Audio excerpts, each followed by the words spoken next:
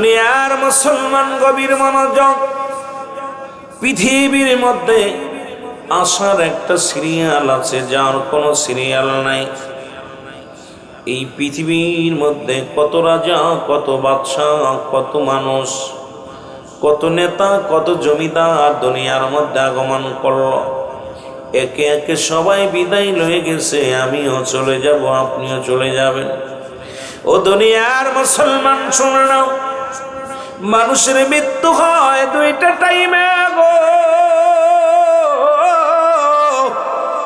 হয় রাতের বেলা, না হয় দিনের বেলা। এই দিন শুরু করেছিলাম, মৃত্যুবরণ করি নাই। সারাদিন ঘোরাঘুরি করলাম, রব্বে কারিমের জমিনের মধ্যে কত নিয়ামত ভোগ করলাম, মৃত্যুবরণ করি নাই। দিনের মধ্যে বান্দা মৃত্যুবরণ করি না, রাত্রে মরণ হবে, এর মধ্যে কোনো সন্দেহ নাই। রাত শুরু করেও কিছু সময় পার করেছি, এখনো মৃত্যুবরণ করি নাই। রাত শেষ করতে পারবো কোনো গ্যারান্টি নাই। ও দুনিয়ার মানুষ শুনে নাও, এই পৃথিবীর মধ্যে আসার একটা সিরিয়াল আছে, যার কোনো সিরিয়াল নাই। দেখা যায় দাদা জিন্দা, নাতি দুনিয়ার মধ্যে নাই। বাবা জিন্দা, সন্তান দুনিয়ার মধ্যে নাই। সন্তান জিন্দা, দুনিয়ার মধ্যে বাবা নাই। ও মুসলমান, কখন যেন এই দুনিয়ার মায়া ছেড়ে চলে যায় কেউ বলতে পারি না। আর মানুষের তিনটা বিপদ। নাম্বার 1 হলো মানুষের মরণ, নাম্বার 2 হলো কবর, নাম্বার 3 হলো কিয়ামতের ময়দান। একটার পর একটা বিপদ মানুষের জোরে জোরে চিল্লায় বলেন ঠিক কিনা? একটু দুনিয়ার মুসলমান,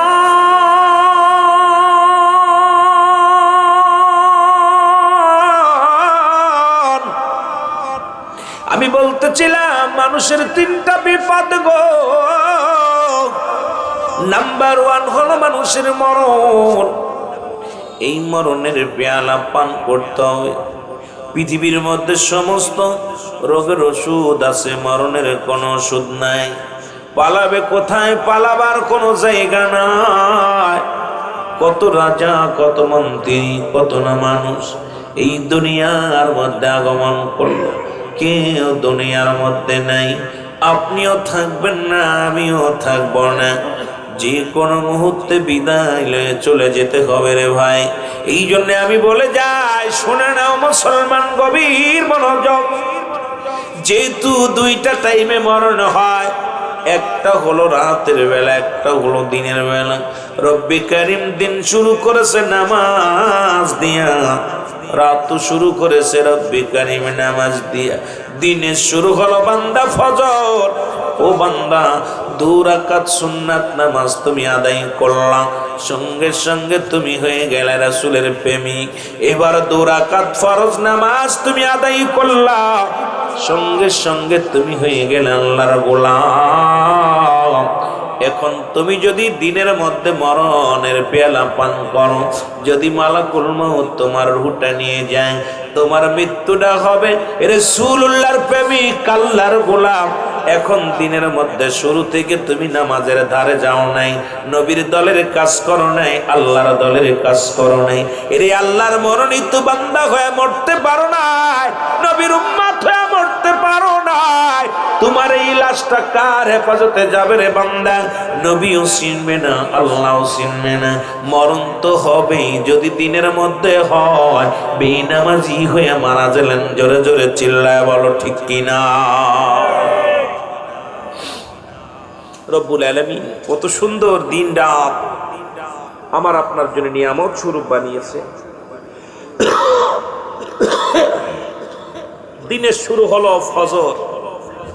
ফজরের 2 রাকাত সুন্নাত নামাজ আদায় করলেন। রাসূলকে ভালোবাসেন, সবাই নবী নবী বলে চিল্লায়। মুখের দাড়িগুলো চাচিয়া প্রতিনিয়ত 7 দিন শেভ করি। রাসূলুল্লাহর পক্ষে কথা বলি না, রাসূলের পক্ষেও চলি না, রাসূলের মতও চলি না। রাসূল বইলা আমরা রাসূলের উম্মত বলে দাবি করলাম, ফজরের নামাজ ছেড়ে দিলাম, নবীর সাথে কোনো সম্পর্ক থাকবে না রে মুসলমান। শুনে নাও, এবার মুসলমান শুনে নাও, যদি তোমার দিনের মধ্যে মৃত্যু হয় না, রাতের মধ্যে মৃত্যু হবে, এর মধ্যে কোনো সন্দেহ নাই। রাতের শুরু হলো মাগরিব, মাগরিবের 3 রাকাত ফরজ নামাজ তুমি আদায় করলাম, সঙ্গে সঙ্গে তুমি হয়ে গেলে আমার আল্লাহর গোলাম। নামাজি যদি হতো এলাকার মধ্যে, এই মঞ্চে মানুষ ধরতো না। নামাজ শেষ করেই এই গোলামের আল্লাহর জন্য ছুটে আসতো। জোরে বলেন ঠিক কিনা? নামাজের ওয়াজ করলে কাদের কাছে করবে? আল্লাহর গোলাম হলে মসজিদে 3 জন 4 জন মুসল্লি হয়। মুসল্লির সংখ্যা আপনি প্রায়টা মসজিদে দেখবেন একদম সংখ্যা শেষ। যদি কোনো মাদ্রাসা কেন্দ্রিক মসজিদ থাকে তাহলে ছাত্রগুলো ফজরের জামাতে আসে, হয়তো ঈশার জামাতে থাকে। অবস্থা খুব শোচনীয়। আমার ভাইরা, আমার বন্ধুরা আমার, এবার আপনার 2 রাকাত সুন্নাত নামাজ তুমি আদায় করলা, সঙ্গে সঙ্গে হয়ে গেলে তুমি আল্লাহর রাসূলের প্রেমিক। এখন যদি রাতের মধ্যে তোমার মরণ হয়, তোমার মরণটা হবে আমার আল্লাহর গোলাম রাসূলের প্রেমিক। এখন আল্লাহর দলে থেকে মরতে চাই কি চাই না? যদি চাই তাহলে নামাজের দরকার আছে কি না? আর একটু জোরে বলেন আছে কি না? এই দুনিয়ার মুসলমান শুনে নাও, আজকে নামাজের প্রতি যত্ন নাই, নামাজের প্রতি গুরুত্ব নাই। নামাজের ওয়াজু করি এখন মুসলমানদের কাছে, যদিও মুসলমানের ছেলেরা মুসলমান মুখে মুখে দাবি করে, আজকে নামাজের ধারেও নাই, নামাজের কাছেও নাই। বলে মুসলমান, কেমনে দাবি করে বুঝি আসে না। একমাত্র সমস্ত খারাপ কাজ থেকে বাঁচায় নামাজ। সেই নামাজ না পড়ার কারণে সুদ বাড়ছে, ঘুষ বাড়ছে। নামাজ না আদায় করার কারণে সমাজের মধ্যে অন্যায় বাড়ছে। নামাজ না ঠিক মতো আদায় করার কারণে পিতা পুত্রের সম্পর্ক নষ্ট হয়ে যাচ্ছে। নামাজ না আদায় করার কারণে স্বামী স্ত্রীর মধ্যে মহব্বত নষ্ট হয়ে গেছে। নামাজ না আদায় করার কারণে মুসলমান আজকে সমাজ জাতি নষ্ট হয়ে যায়। এর পিছনে একটাই কারণ, খুঁজে দেখেন বেনামাজির দশা। কারণ নামাজ যদি খারাপ কাজ থেকে বাঁচায়, কোন নামাজি ব্যক্তি এই দুনিয়ার মধ্যে রব্বে কারিমের পাগলেরা সুদ ঘুষ সুদ ঘুষের মধ্যে, জিনা ব্যভিচারের মধ্যে লিপ্ত হতে পারে না। জোরে জোরে বলেন ঠিক কিনা? 2টা দিক লক্ষ্য করেন, একটা হলো নামাজ আর একটা হলো পর্দা। নামাজও যেমন ফরজ, যেহেতু আমার আলোচনা ওদিকে না, আমি আস্তে আস্তে এরপরে সুদ ঘুষের একটু আলোচনা করতে বলেছে। দেখা যাক আগায়, আস্তে আস্তে লোকজন আসলে সুন্দর আলোচনা করা যাবে। আমি একটু আস্তে আস্তে আগাই। 2টা বিষয়, একটা পর্দাও যেমন ফরজ, নামাজও তেমনি ফরজ। বলেন দি, নামাজ কি ফরজ, পর্দা কি? এই 2টার একটাও নাই।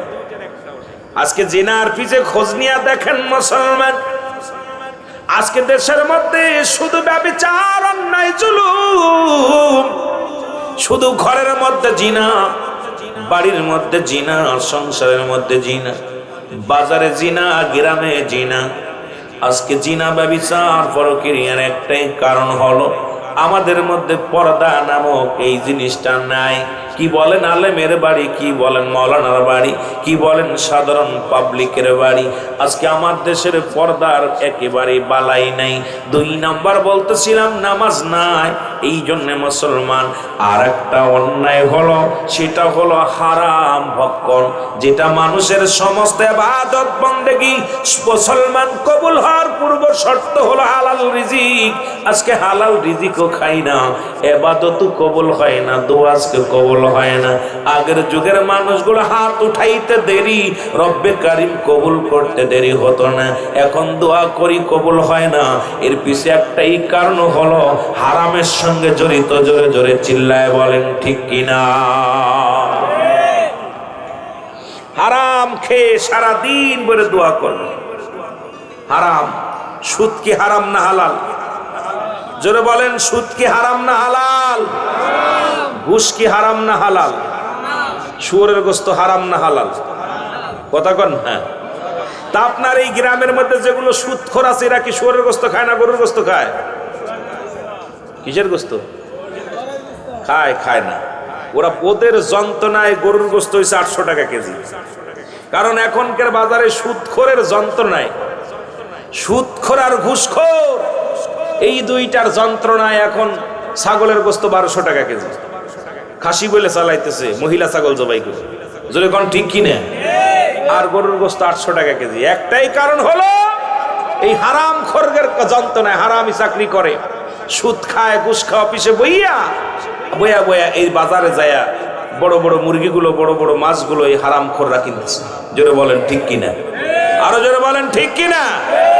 আমি আপনাদের কাছে একটা করজোরে দাবি করে যাব, হয়তো শুনলে কারোর খারাপ লাগবে আপনাদের। সুদ যদি হারাম হয়, ঘুষ যদি হারাম হয়, তাহলে শুয়োরের গোস্ত হারাম, ঠিক কিনা? জোরে বলেন হারাম কি হালাল? সুদ কি হালাল? তাহলে আপনি সুদ খান কেন? ঘুষ কি হালাল? আপনি হালাল কেন সুদ খান, ঘুষ খান? ঘুষখোর সুদখোরদের জন্য গরুর গোস্ত বৈধ নয়, মুরগির গোস্ত বৈধ নয়, ওদের জন্য বৈধ হলো খিনজিরের গোস্ত। জোরে বলেন ঠিক কিনা? আজকে আমার দেশের অসংখ্য সুদখোরের যন্ত্রণায় প্রায়টা বাড়ির মধ্যে সুদখোর, আর এই সুদখোরদের অবস্থা খুব ভয়ঙ্কর। আল্লাহ এদের থেকে আমাদের হেফাজত করুক। জোরে বলেন আমিন। মুহাব্বতের সঙ্গে দুরূদ শরীফ পড়েন, আল্লাহুম্মা সাল্লি।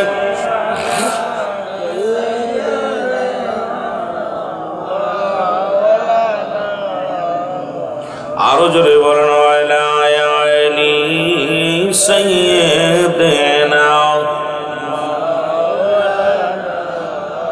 এ দুনিয়ার মুসলমান শুনে না, গভীর মনোযোগ। রাহমাতুল লিল আলামিন যখন দিদার করলেন রব্বে কারীমের সঙ্গে, জাহান্নামের মধ্যে দেখলেন একটা নদী, আগুনের নদী।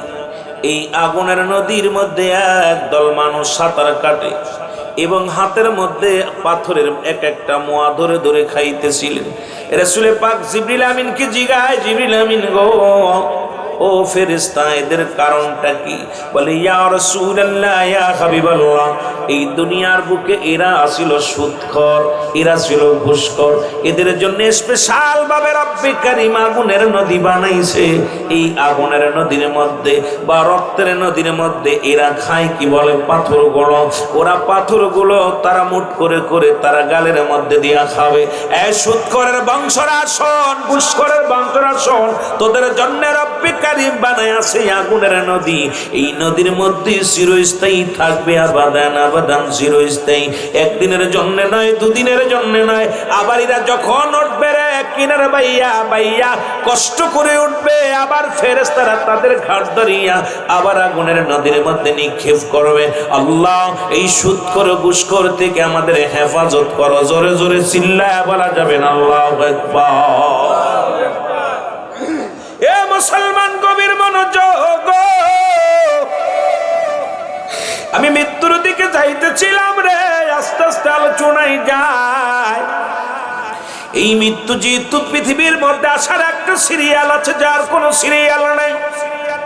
যে কথা বলতেছিলাম, বাবার কাঁধে সন্তানের লাশ, সন্তানের কাঁধে বাবার লাশ, মুসলমান ভাইয়ের কাঁধে ভাইয়ের লাশ। কে যেন কখন দুনিয়া থেকে চলে যায় কেউ বলতে পারি না। এর এক নাম্বার বিপদ হলো মানুষের মরণ। এই মৃত্যুর পেয়ালা, মরণের পেয়ালা পান করতে হবে, এর মধ্যে কোনো সন্দেহ নেই। মরণের কথা বলতে যে আল্লামা মুফতি আমজাদ আলী সাহেব একটা কিতাব লিখলেন, কিতাবের নাম বাওয়ারে শরিয়ত। এই কিতাবের মধ্যে উনি লিখতে যা বললেন, দুনিয়ার মানুষ শোনো, মৃত্যুবরণ করে অযুবক মানুষ যখন মৃত্যুবরণ করে, 70টা তাজা উটের গায়ের চামড়া জবাই না করিয়া উল্টো দিকে টান দিয়া লবণ আর মরিচ লাগায় দিলে যতটুকু যন্ত্রণা হয়, এর চাইতে 70 গুণ যন্ত্রণা হলো একটা সাধারণ মৃত্যু। এ মুসলমান গভীর মনোযোগ। যদি এই হয় সাধারণ মৃত্যু, সচরাচর মৃত্যু হয় যারা মৃত্যুকালে পায়খানা করে দেয়, মরণের সময় যারা মুসলমান যাদের 14টি বড় বড় হয়ে যায় রে, মরণের সময় আমার যুবক বন্ধুরা, মরণের সময় অনেকে পায়খানা প্রস্রাব পর্যন্ত করে দেয়, জিহ্বাটা বাইর হয়ে যায়। তাদের মরণটা কত কঠিন হয়। সব চাইতে সহজ মৃত্যু যেটা, ইমানদারের মৃত্যুটা হয় আটা গোলায় খামির বানাইয়া তার মধ্যে যদি একটা চুল পড়ে, এই চুলটা টান দিয়ে বাইর করলে যেমন অনায়াসে বাইর হয়ে যায়, ঠিক ইমানদারের মৃত্যুটা এইরকম আসানে হয়, সবচেয়ে আসানে হয় এই ইমানদারের মৃত্যু। আর সহজ মৃত্যু যদি 70টা তাজা উটের গায়ের চামড়া জবাই না করে উল্টো দিকে টান দিয়া লবণ আর মরিচ লাগাই দিলে যতটুকু যন্ত্রণা হয়, এর চাইতে 70 গুণ যন্ত্রণা একটা মৃত্যু। আমার বাবারা, কত মানুষ দেখবেন মরণের সময় পায়খানা করে দেয়, কত মানুষ মরণের সময় জিহ্বা বাইর হয়ে যায়, কত মানুষের মরণের সময় একটা অঙ্গ বেঁকা হয়ে যায়, কত মানুষ পায়খানা প্রস্রাব করে দেয়। এই মানুষগুলোর মৃত্যু কত কঠিন হয়। এই মরণের পেয়ালা পান করতে হবে, কোনো সন্দেহ নাই। জোরে বলেন আছে? আমার ভাইয়েরা, আমার বন্ধুরা, আমার এই মৃত্যুর যন্ত্রণার কথা, মৃত্যু থেকে পালানো, মরণ থেকে পালানোর কোনো পথ নাই। মরণ তোমার ধরবে রে মুসলমান। পৃথিবীর মধ্যে 4 জন প্রতাপশালী বাদশা ছিল, তারাও মারা গেছে। ফিলিস্তিনের জমিনকে আজকে ইসরায়েলের জানোয়াররা আঘাত করো, শুনে নাও, শুনে নাও। ওরে পৃথিবীর মধ্যে প্রতাপশালী বাদশা আল্লাহ বানিয়ে দিয়েছিল 4 জনকে, তারা দুনিয়া থেকে বিদায় হয়ে গেছে। মুসলমানদের মধ্যে 2 জন, একজনের নাম হলো মুসলমান বাদশা সুলাইমান। সুলাইমান পয়গম্বর। আল্লাহ দুনিয়ার মধ্যে এমন ক্ষমতা, এমন মুসলমান, শুনে নাও, এমন পাওয়ার দেয়া পর যিনি দুনিয়ার মধ্যে হাওয়ার সঙ্গে চলাফেরা করত, আল্লাহ রাব্বুল আলামিন তাকে একটা কুরসি দান করেছিল, যার উপরে বসিয়া সারা পৃথিবী ভ্রমণ করত। পেট্রোল লাগতো না, ডিজেল লাগতো না, ড্রাইভার লাগতো না, হাওয়া লাগতো না। রব্বে কারীম তাকে এত পাওয়ার, এত ক্ষমতা আল্লাহ দান করেছিল। তিনিও দুনিয়া থেকে বিদায় হয়ে গেছে রে মুসলমান, শুনে নাও। আরে বাবারা, আর একজন ব্যক্তি পৃথিবীর মধ্যে রব্বে কারীম তাকে উপহার দিয়েছিল গো। তিনি আর কেউ নয়, তিনি হলো বাদশা জুলকারনাইন, যাকে আল্লাহ পৃথিবীর মধ্যে 1600 বছর হায়াত তারে দান করেছিল। এ যুবক, চিনিও চলে গেছে। আজকে ইসরায়েলের বাবারা শুনে নাও, আজকে ফিলিস্তিনের রক্ত ঝরাও, আজকে দুনিয়ার মধ্যে মুসলমানদেরকে আঘাত করো, মানুষের সুদ ঘুষ খাও, কত হত্যা করো, পৃথিবীর মধ্যে কতই না ক্ষমতার দাপট দেখাও। রব্বে কারীম যেদিন তোমারে ধরবে, এই পৃথিবীর সব কিছু ত্যাগ করিয়া চিরবিদায় হয়ে যেতে হবে। আল্লাহ, আল্লাহ, এই সমস্ত জালিমদের থেকে আমাদেরকে হেফাজত করো। জোরে জোরে বলেন আমিন। বাদশা জুলকারনাইনের হায়াত ছিল 1600 বছর। লম্বা বডিখানা ছিল 48 হাত লম্বা। আল্লাহ তারে একটা মুজিজার ঘোড়া দান করেছিল, যে ঘোড়াটা দিয়া সারা পৃথিবী ভ্রমণ করেছিল। মাত্র 2 বার ভ্রমণ করেছিল। বাদশা জুলকারনাইনের ঘোড়া একটা কদম যখন মুসলমান সড়ক ঘোড়ার উপরে উঠিয়া চাবুকের বাড়ি যখন হাঁকাইত, ঘোড়ার পিঠের মধ্যে এক একটা কদম ফেলতো, এক এক কদমে মুসলমান, শুনে নাও, শুনে নাও, শুনে নাও, 12,000 মাইল অতিক্রম করতে এক একটা কদমের মধ্যে। এত বড় ক্ষমতা আল্লাহ তারে দিয়েছিল পৃথিবীর মধ্যে। তারপরও দুনিয়া থেকে তিনি বিদায় হয়ে গেছে, কিছুদিনের জন্য আল্লাহ পাঠাইলো এই জমিনের মধ্যে। ও মুসলমান, আমিও আপনাকে দুনিয়ার মধ্যে পাঠাইছি আমার রব্বে কারীম। আমার আপনার হায়াত 50 বছর, 40 বছর। এই জিন্দেগির মধ্যে আইয়া কত অন্যায় পথে পা বাড়াইলাম, কত জুলুম করলাম, কত না ব্যভিচার করলাম। আল্লাহ কয় বান্দারে সব কিছু চন্ন বিচ্ছিন্ন করে দিব আমি। আল্লাহ কয় কুল্লু মান আলাইহা ফান। আল্লাহ কয় বান্দা, ও বান্দা শোনো, এই জমিনটা আমি রাখবো না। এই জমিনের মধ্যে যা কিছু আছে, পাশে মসজিদ আছে, একটু জিকির করেন লা ইলাহা, আর জোরে লা ইলাহা, ভালোবেসে লা ইলাহা। উপরে মাইকগুলো বন্ধ করে দেন। লা ইলাহা,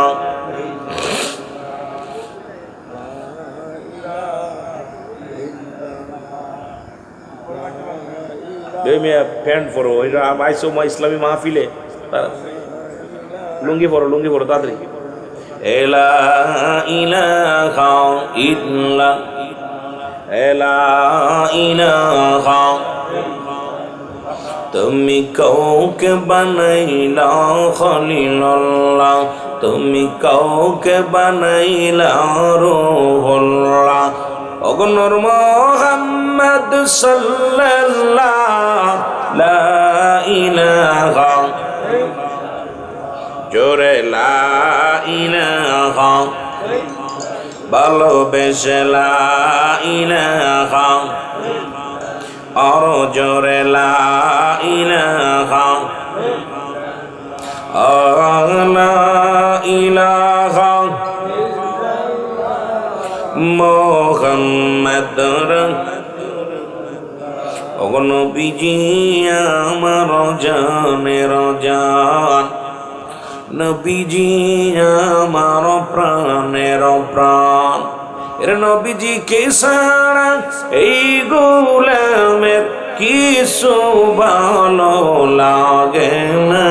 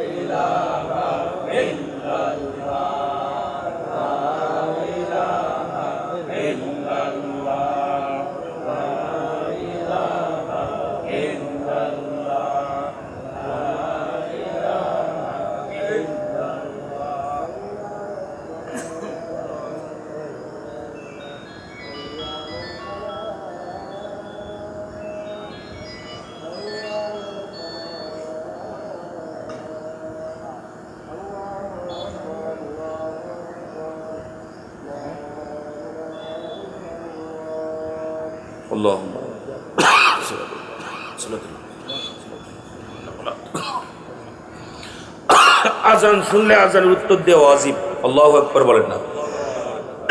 আজানের উত্তর দেওয়া অজিব, অজিব তরফ করে। বাবা এনে বসেন, মুনা সবাই এখানে জামাত হবে, এখানে 8:30 জামাতে বসেন, আর আধা ঘন্টা আলোচনা করবো, বসেন, এরপরে এখানে জামাত হবে। লা ইলাহা ইল্লাল্লাহ, জোরে লা, আরো জোরে লা ইলাহা, লা ইলাহা মুহাম্মাদুর। भैया नसिया खेले पे मेरा खेला, ফিরাউন দেই তোর কতই জ্বালা। আল্লাহ বলে ও জিবরাইল, খুলে দাও জান্নাতের তালা। লা ইলাহা, আরো জোরে লা ইলাহা, লা ইলাহা মুহাম্মাদুর। এ দুনিয়ার মুসলমান গভীর মনোযোগ। আল্লাহ বলে বান্দারে জমিনটা আমি রাখবো না, কুল্লু মান আলাইহা ফান, সব শেষ করে দিবে কে? আরো যারা বলেন কে? ফিলিস্তিনের জমিনটার শেষ করতে চাও তোমরা? শুনে রাখো, শুনে রাখো, রব্বে কারিম যেদিন ধরবে এক একটা বোমা নয়, রব্বুল আলামিন এই জমিনটা পুরাইয়া, জমিনটার পুরাইয়া তামা বানাইয়া দিবে, জমিনের পানিগুলো পুরাইয়া ছাই বানাইয়া দিবে। রব্বে কারিম যেদিন এই পৃথিবীর মধ্যে কিচ্ছু বলতে কিচ্ছু থাকবে না, সেদিন থাকবে শুধু আমার আল্লাহ। আজকে মুসলমান ইসরায়েলের দালালেরা শুনে নাও, আজকে যে সমস্ত মুসলিম রাষ্ট্রগুলো ইসরায়েলের তোমরা সাপোর্ট নিয়েছো, আজকে যারা ইসরায়েলের স্লোগান গাও, আজকে যারা ইসরায়েলের পক্ষে পতাকা ওড়াও, আজকে যারা শুনে নাও, শুনে নাও, শুনে নাও, তুমি কেমন মুসলমান? রব্বে কারিম যেদিন ধরবে রে, সেদিন কেউ তোমার রক্ষা করবে না, সেদিন তোমার কেউ বাঁচাতে আসবে না। রব্বে কারিম যেদিন তোমারে ধরবে, সেদিন দুনিয়ার কোনো বাদশা, কোনো ফকির তোমার পক্ষে সে কাজে লাগবে না। সুতরাং মুসলমান শোনো, শোনো ও মুসলমান, শুনে নাও, রব্বুল আলামিন এই দুনিয়ার সব কিছু চূর্ণ বিচ্ছিন্ন করে দিবে, এই জমিনটা পুরা তামা বানায় দিব, এই জমিনটার ভিতরে পানিগুলো পুরা ছাই বানায় দিব। যেদিন কিচ্ছু বলতে কিচ্ছু থাকবে না, থাকবে শুধু আমার আল্লাহ। আল্লাহ কয় বান্দারে সেদিন থাকবো আমি আমার রাসূলের ভালোবাসা নিয়ে। এই জন্য আমি বলি, কার জন্য তুমি সুদ খাও, কার জন্য ঘুষ খাও, কার জন্য ব্যভিচার করো, কার জন্য দুনিয়ার মানুষকে ঠগাইলাও, দুনিয়ার সম্পদ মেরে খাইলাও, কার জন্য তুমি মুসলমান এই বাড়ি গাড়ি সম্পদের পাহাড় করলা। আমি পিরাইটা আলোচনার মধ্যে আমি আলোচনাটা করে বলি, ও মুসলমান, এই দুনিয়ার সম্পদ খাবে লোকে, তোমার দেহ খানা খাবে পোকে। আজকে তুমি যাদের জন্য সম্পদ করলা, বাড়ি করলা, গাড়ি করলা, দুনিয়ার মধ্যে বালাখানা বানাইলাম, তোমার জন্য কেউ নাই, সব কিছু চূর্ণ বিচ্ছিন্ন করে দিবে আমার আল্লাহ।